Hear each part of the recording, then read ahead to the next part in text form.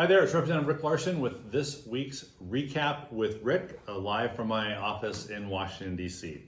On Tuesday of this week, Congress returned to work after a 2-week July district work period where a lot of work was done as well. I welcomed Secretary Pete Buttigieg to Mukilteo and to Edmonds to discuss how the bipartisan infrastructure law is helping our state build a cleaner and greener ferry system and supporting working families to keep our economy moving.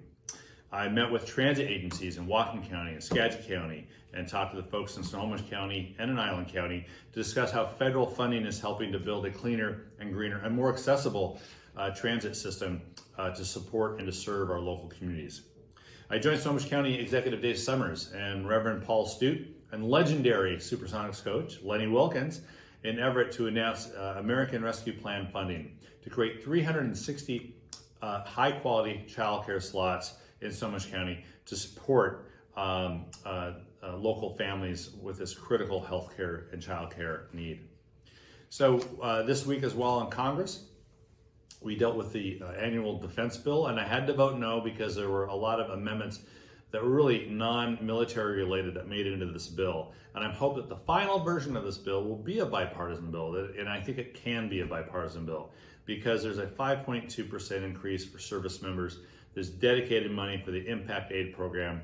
This is a program that serves school districts like Oak Harbor and others with military-connected students. There's funding in there to help wounded service members start a family, and there's support for an innovative program to help our NATO allies, and including the United States, develop technologies in order to ensure the national security of the alliance.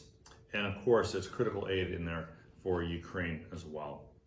Next week, the House is going to return after a brief weekend break and bringing to the floor a bipartisan bill, the Federal Aviation Administration bill that will bolster aviation safety. It'll make groundbreaking investments in sustainability. It'll strengthen and diversify our aviation workforce. It'll improve consumer protections and accessibility and advance American leadership in aerospace aviation.